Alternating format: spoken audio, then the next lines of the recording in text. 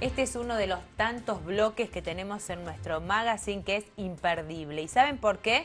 Porque vamos a hablar de la culpa.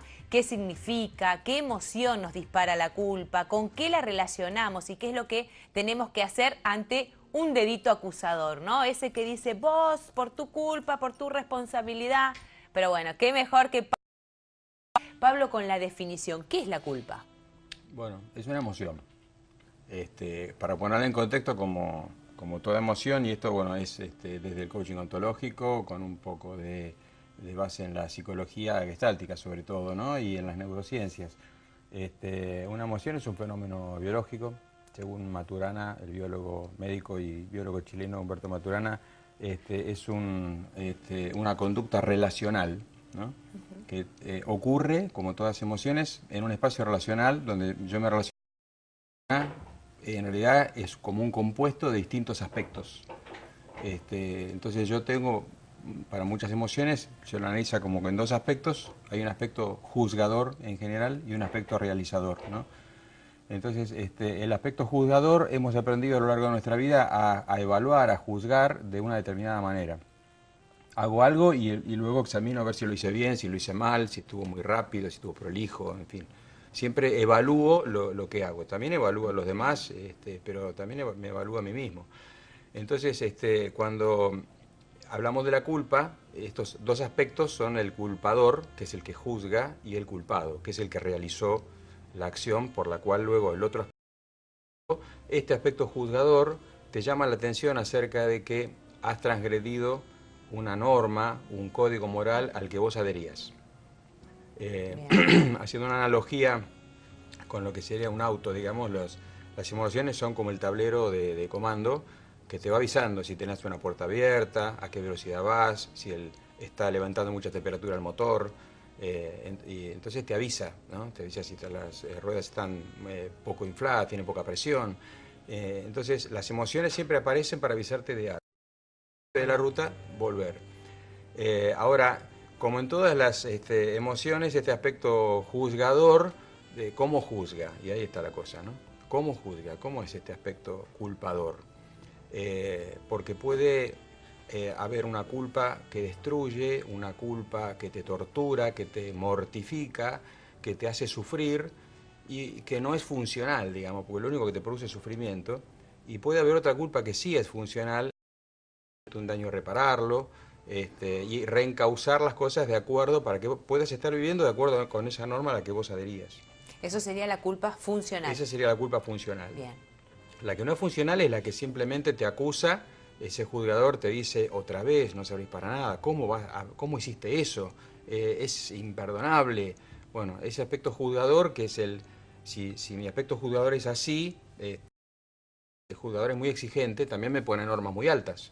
Claro. Entonces yo soy muy exigente y me propongo normas de conducta muy elevadas, es más probable que con frecuencia no las pueda cumplir y me desvíe. Entonces ahí viene luego acusando que no estás conduciéndote de acuerdo a la norma. Entonces es importante tener en cuenta para poder diferenciar y tener más de la culpa funcional y ¿no? Y las sostenemos por inercia, porque las hemos aprendido, pero no necesariamente adherimos a esas normas. Además, las normas van cambiando con el tiempo, muchas de ellas son culturales y con el tiempo quedan perimidas. Yo me acuerdo que, por ejemplo, mi abuela me contaba que cuando ella era chica, y incluso creo que cuando mi madre era chica, a los niños no se les permitía hablar en la mesa delante de los mayores. O sea, la norma era, los niños no pueden participar de las conversaciones de los mayores, es una falta de respeto. Y eso ya no está más vigente. Sí. Lo que tenés en el plato. También puede ser. ¿No? Es como muy de antes. Había que terminar todo con hambre, sin hambre, con ganas o sin ganas. Sí. Mi abuela también me decía, porque hay gente en el mundo que pasa hambre, entonces Claro. es un pecado tirar la comida, te lo tenés que comer todo. Sí. Entonces si no lo comías todo, sentías culpa porque estabas desperdiciando comida mientras que había otra persona que pasaba hambre. Bueno, eso, mientras vos sostengas esa creencia, porque en ese caso la norma es una creencia, y una creencia Claro. es un juicio, y los juicios no son ni verdaderos ni falsos, y a ver si sigue siendo válida y si vos efectivamente la compartís. Porque si no, entonces podés decidir no adherirla o a ver cuál es otra norma. Hay algunas personas que bueno, ya no tienen este problema con algunas normas y les cuesta entender cómo alguien puede sentir culpa por determinadas cosas. Pero depende de la educación que ha recibido cada uno. Por ejemplo, antiguamente también estaba mal visto que una mujer tome las iniciativas en las relaciones con el sexo opuesto, ¿no? No solamente en lo sexual, en las relaciones de género, en el trato social. Estar con un muchacho que les interesa, es lo que yo le he escuchado decir, y no, pero me estaría regalando, y queda mal. Claro. Y Entonces, queda mal, claro, es y una bueno, creencia. entonces si lo haces, sentís culpa. Claro. Entonces, en esos casos vos podés ver si esa norma realmente querés seguir sosteniéndola, porque por ahí ya quedó perimida, o por ahí vos no adherís. Hay normas que son muy idiosincráticas, son particulares, por ejemplo, de las personas que tienen una religión, y acá no. Entonces las puedes examinar. Y tenés otra manera de entender las normas. Las normas, en vez de ser un código impuesto, una creencia, podés tomarlas como un valor o un principio.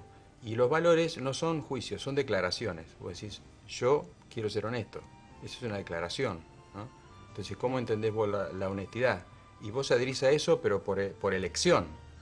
Entonces, ahí es donde uno puede, no sé si este es el término, Pablo, reparar la culpa si uno va reemplazando esas normas por valores, como decís vos. ¿Es una especie de reparación de esa sensación, de esa emoción de culpa? no sé si sería de reparar el término, no sé exactamente cómo lo entendés.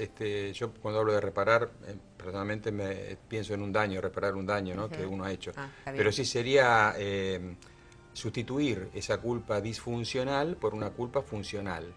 Que te venga solamente cuando has transgredido una norma a la que vos efectivamente adherís por convicción, por elección.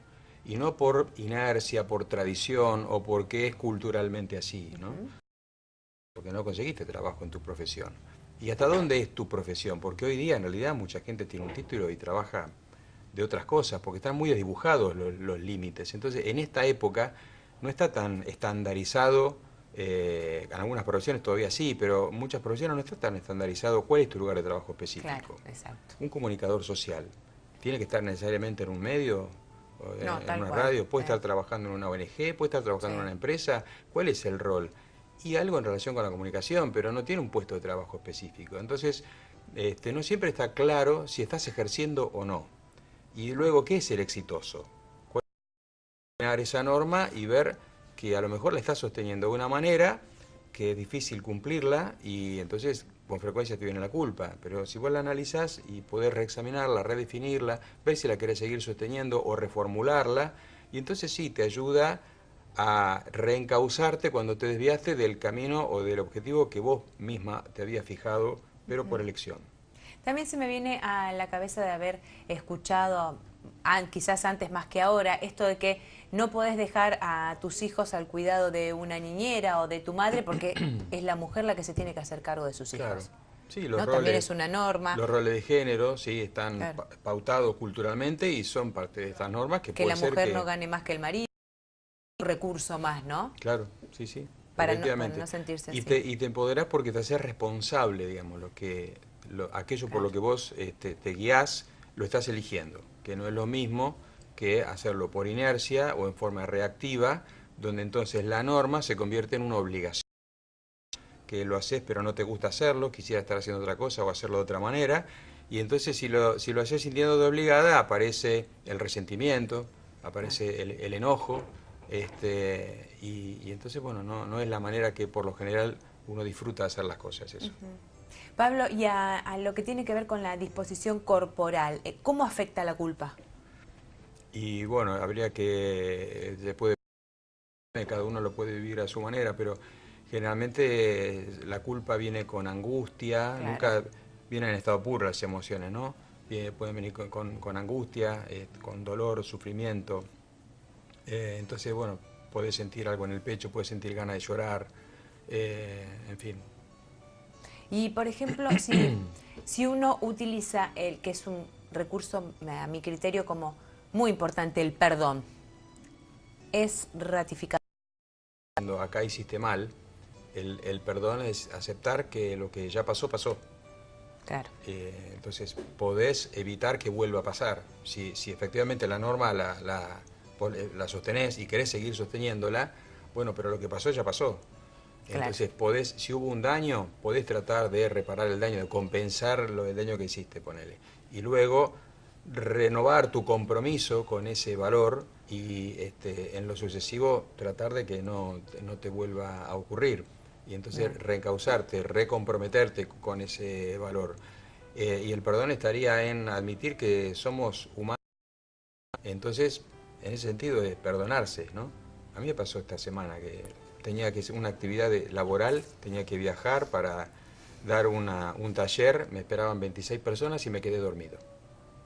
En el momento cuando miré la hora que era y me di cuenta que ya había pasado, me quería morir. Digo, no, pensé, la gente que me está esperando, los dejé colgados, y los que organizaron esto, el trabajo que se tomaron, y yo no aparezco. Bueno, listo, me duró un rato, pero ¿qué es lo que puedo hacer, digamos, ¿no? Ya había pasado, entonces ya no llegaba, Claro. llegaba, pero me desperté una hora antes de la hora que yo tenía que estar en destino, que no era, que no voy a estar llegando, y me disculpo. Y me quedé dormido, soy un ser humano, me pasan esas cosas, estoy cansado, no escuché el despertador. Y luego, bueno, quedar a su disposición para reprogramar la actividad para otro día. Y luego, bueno, no atormentarme porque ya pasó. ¿Qué es lo que podía hacer? Como reparación, eso, disculparme, explicar, avisar con anticipación, porque si lo veían a tiempo mi mensaje, podían avisar a las personas convocadas para que no vayan al... Lo interesante de esto es que uno distingue que lo que le sucedió, en este caso el ejemplo es clarísimo, y también esto de que me siento culpable o qué culpógena que soy ante una determinada situación, pero puedo buscar y revertir esa emoción que tengo. Claro, y una vez que yo lo distinguí y que yo renové mi compromiso con seguir sosteniendo ese valor, hice lo que está en mis posibilidades para reparar el perjuicio que pudo haber causado a otro, listo, ya está, no te tortures más. O sea, el aspecto juzgador, mantener esa conversación, porque esa conversación genera sufrimiento. ¿Y para qué te sirve ese sufrimiento si lo que pasó ya pasó? Entonces, no lo puedo revertir. Esa sensación de culpa sirve en el momento para ver qué puedo hacer, como en este caso, bueno, avisar, disculparme, reprogramar y luego acordarme de que la próxima vez no me vuelva a pasar lo mismo, ¿no? Pero no sirve sostener esa conversación acusadora porque ya no trae ninguna... No conduce a nada en realidad. Claro, no me modifica absolutamente nada y solamente me produce